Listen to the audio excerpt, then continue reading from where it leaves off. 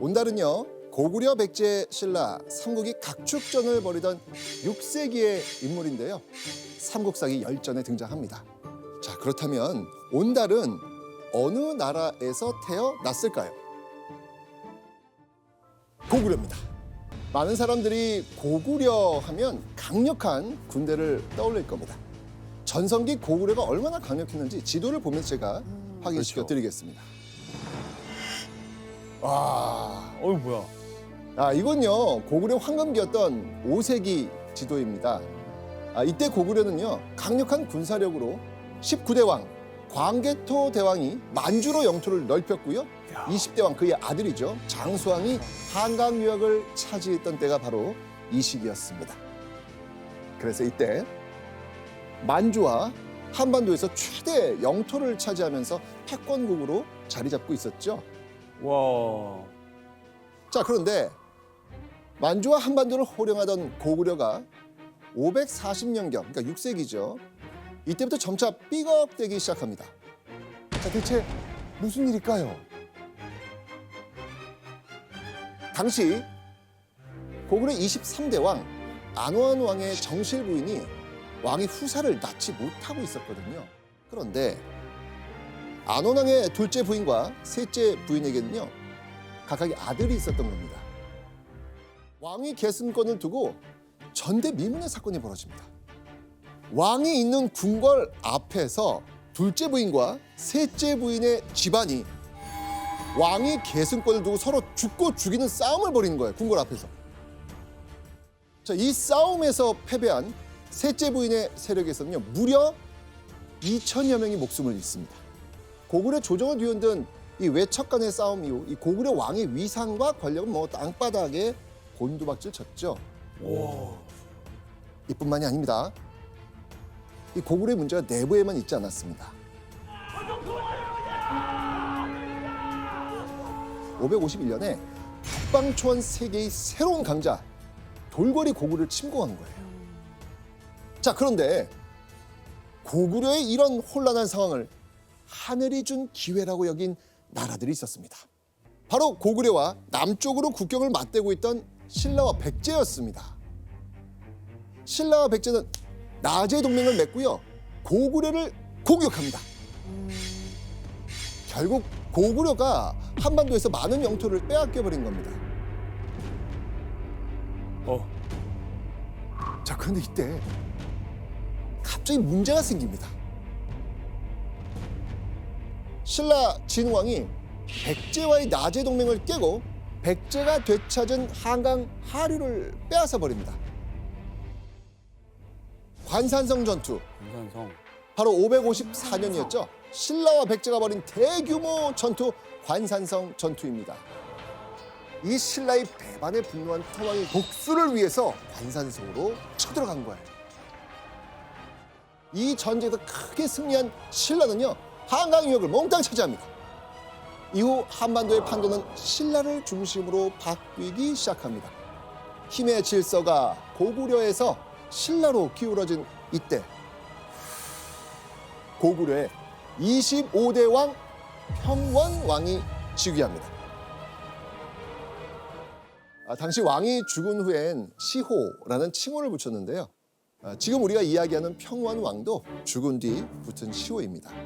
그런데요, 평원왕은요 이렇게도 불렸습니다. 평강상호왕, 줄여서 평강왕. 공주님께 하례 올리나이다.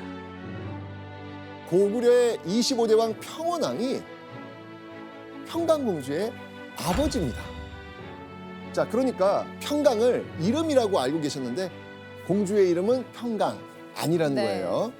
평강왕의 딸이기 때문에 평강공주라고 부른 거였습니다. 자, 그런데 이때 평원왕은 그야말로 이 당시에 사면 초가에 몰려 있었습니다. 자, 이런 상황에서 즉위 후 평원왕은요 우선 민생 안정에 아주 힘을 기울이기로 하죠. 평원왕은요 가난한 백성들이 굶주리지 않는 정책을 펼칩니다. 백성들에게 양잠법을 권하고 따뜻한 옷을 만들어 입을 수 있게 했습니다. 자연재해가 심할 땐 무리해서 백성들을 동원한 국가 사업을 버리지 않았습니다. 그런데 천천히 고구려의 위기를 수습해가던 평원왕에게 생각지도 못한 걱정거리가 생겼어요. 눈에 넣어도 아프지 않은 평원왕의 하나뿐인 딸 평강공주였습니다. 왜요? 왜냐면 평강공주가요, 아이고 이거 한번 울기 시작하면요 좀처럼 울음을 그치지 않는 거예요. 맞아. 평강공주가 얼마나 잘 울었는지 온 백성인 평강공주를 울보공주라고 부를 정도였습니다. 자, 그래서 평원왕은요 울음을 그치지 않을 때마다 최후의 수단을 썼습니다.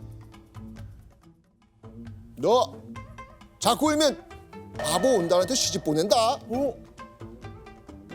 평원왕은요 아버지 말도 안 듣고 때를 쓰는 공주의 버릇을 고쳐주려고 온달에게 시집 보내겠다라고 으름장을 놨던 것이죠. 어우, 그 효과가요 대단했습니다. 평강공주는요 눈물을 펑펑 흘리다가도요 온달에게 시집 보낸다 라는 말만 들으면 거짓말처럼 눈물을 뚝 그치는 거예요. 와. 온달이 어떤 사람인지 귀에 딱지가 않도록 들은 평강공주는요 절대 온달에게 시집 가고 싶지 않았거든요. 평강왕의 어린 딸은 잘 울었다. 울고 많네요. 네, 삼국사기 열전에도요 평강공주는 눈물이 많은 공주라고 적혀 있습니다. 자, 그럼 다음 기록도 한번 보시죠. 너는 항상 울어서 내 귀를 시끄럽게 하는구나. 마땅히 바보 온달에게 시집 가야겠구나. 야, 우리가 동화책에서 봤던 그 이야기가 그러니까요. 놀랍게도 역사서 삼국사기 열전에 그대로 기록되어 있습니다. 더 자세하게 돼 있네요. 자, 그렇다면 이 울보공주의 울음을 뚝 그치게 한 바보 온달 어떻게 기록이 되어 있는지 기록을 한번 보시죠.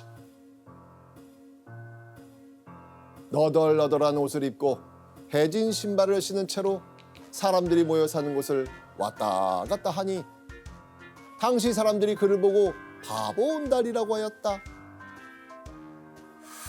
온달은요 하나뿐인 가족 어머니를 모시며 살고 있었습니다. 온달은 항상 시장 사람들에게 음식을 구걸하는 가난한 사람으로 고구려 전체에서 유명했나 봅니다. 교수님, 당시에는 한자로 적었을 것 같은데 뭐라고 좀 표현이 되어 있었을까요? 네, 저기 온달전에는 어리석을 우자, 우온달이라고 기록되어 있습니다.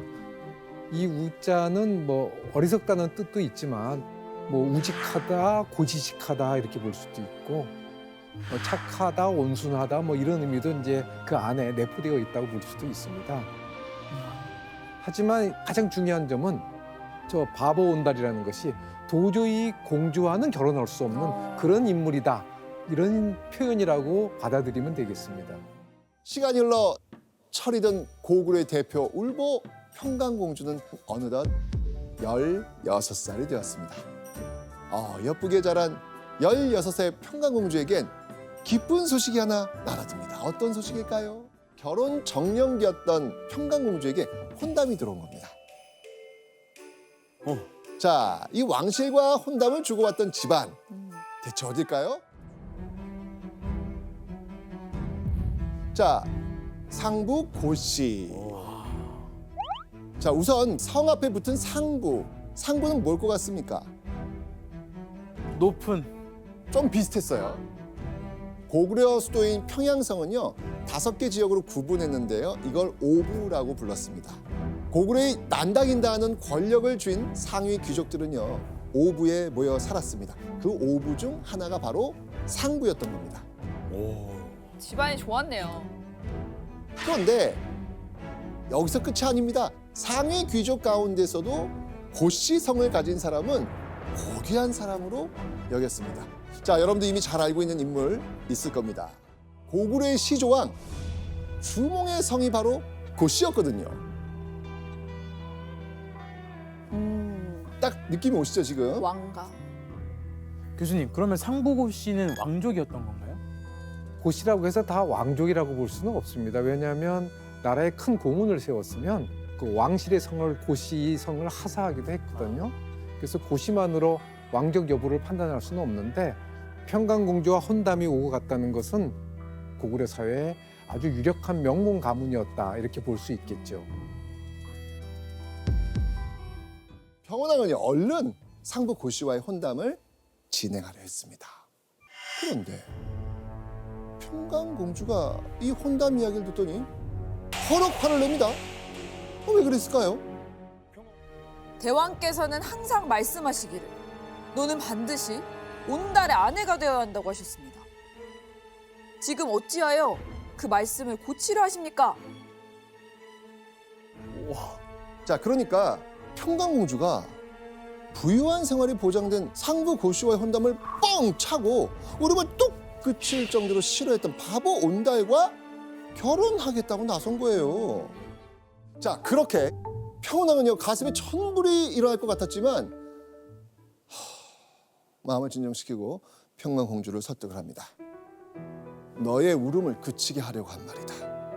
너와 온달을 결혼시킬 생각 전혀 없었다. 이렇게 아버지의 말을 들은 평강공주, 이제 마음을 돌렸을까요? 당치도 않습니다.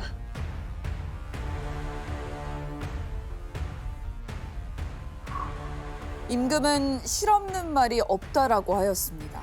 대왕의 명령은 잘못되었습니다.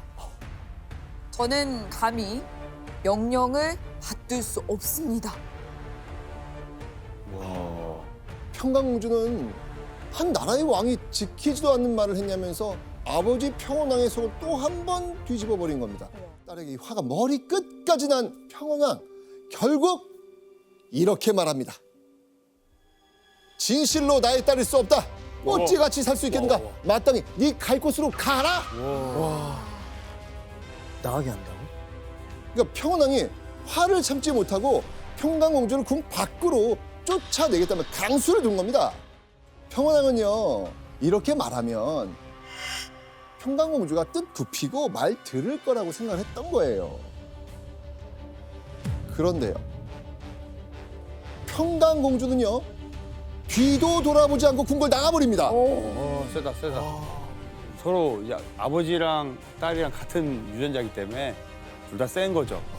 네, 고집이 둘 다 세요 지금. 공주께서 출궁을 아뢰고자 왔사옵니다. 대감이 실상을 하였는가? 왕실에 공주 따위는 없다. 자, 그렇게 평생을 자란 궁궐을 떠나 밖으로 나가게 된 평강공주. 자, 그런데 이때 평강공주는요 한치의 망설임도 없이 어딘가로 향합니다. 어디였을까요? 바로 온달이 사는 집이었습니다. 자, 그렇게 사람들에게 물어 온달의 집을 찾아낸 평강공주는 깜짝 놀라고 맙니다. 왜요? 평강공주는 살아생전 그렇게 낡은 집을 본 적이 없어요. 평강공주는 놀란 마음을 받아듬고 조심스레 온달 집 안으로 들어갑니다. 그런데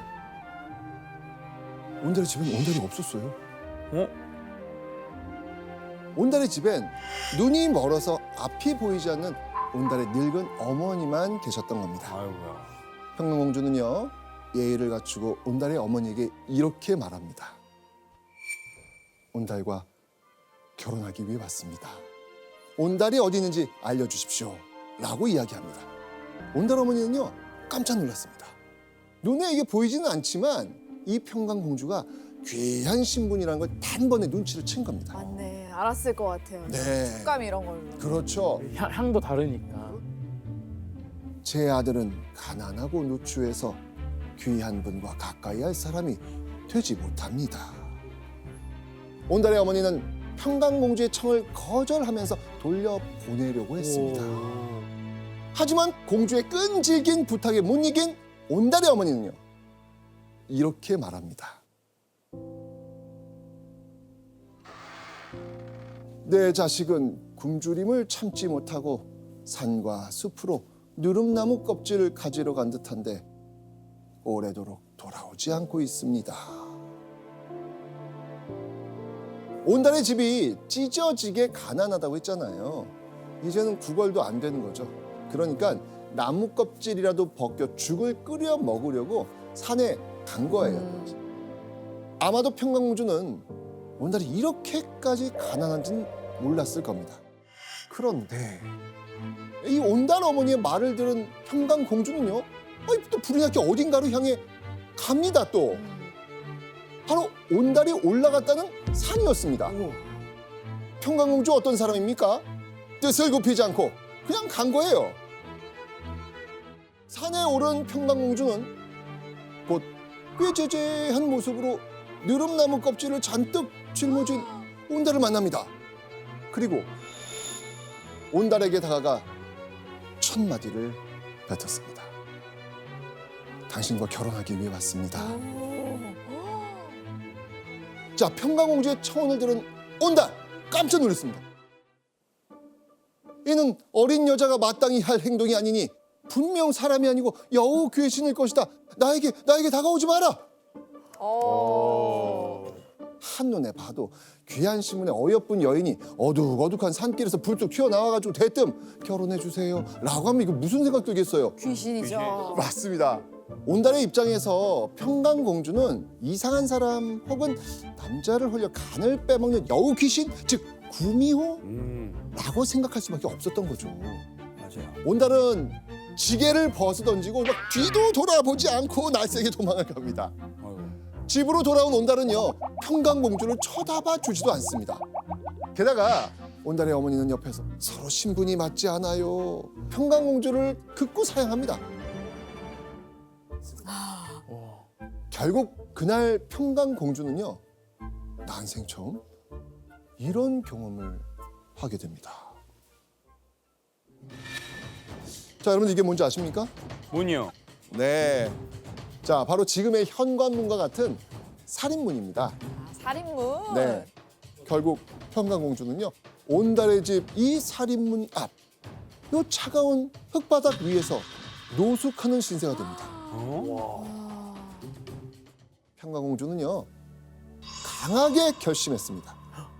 그리고 다음 날 해가 뜨자마자 그 결심을 실행에 옮깁니다. 아직도 안 감겨? 아이고.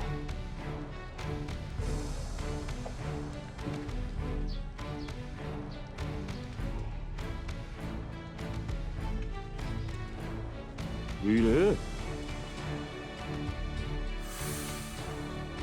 평강공주가 온달의 집으로 들어가더니 온달에게 다시 청혼을 한 겁니다. 진실로 마음을 같이 할 수 있다면 어찌 반드시 부귀해진 다음에야 함께 할 수 있겠습니까? 맞아. 와. 네. 서로 마음만 통하면 재물이 많든 적든 문제 될 게 없다는 거예요. 이야, 이거. 근데 멋있는데요? 평강공주의 이 적극적인 청혼 공세에 결국 온달 마음을 돌립니다. 교수님, 그러면 이 고구려에서 여성이 먼저 이렇게 청혼하는 일이 좀 있었나요? 당시 고구려에서는 자유롭게 연애하고 그래서 또 결혼하는 이런 풍습이 있었는데, 그렇다고 해서 아마 평강공주의 이런 모습이 일반적인 고구려 여성의 모습이라고는 생각되지 않습니다. 고구려 초기 기록입니다만 아마 서옥제라고 들어보셨을 거예요. 남자가 처갓집에 가서 청혼을 하는 이런 풍습이었기 때문에 여성이 먼저 나서서 청혼을 하는 이런 사례는 답을 찾기가 어렵습니다. 자, 그렇게 고구려의 소문난 바보였던 온달과 고구려의 대표 울보 평강공주가 결혼을 하게 된 겁니다.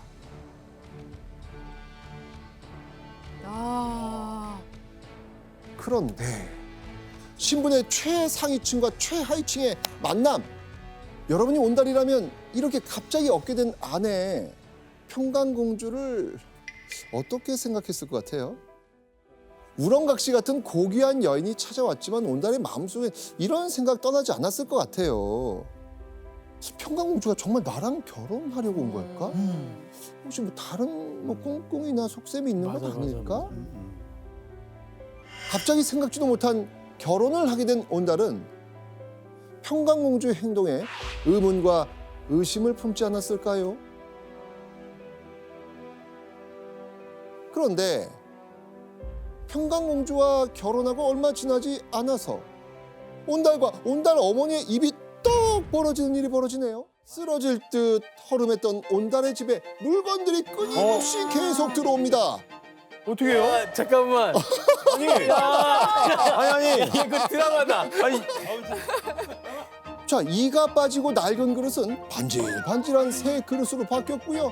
먹을 것이 없어 나무 껍질을 벗겨 먹던 밥상엔 쌀밥과 고깃국이 올라옵니다. 대박. 심지어 수발을 들고 심부름하는 노비까지 들였습니다. 노비까지요? 가난했던 온달의 집이 부잣집으로 탈바꿈한 겁니다. 어떡해요? 자, 대체 어디서 돈을 마련하고 집안 살림을 채웠을까요?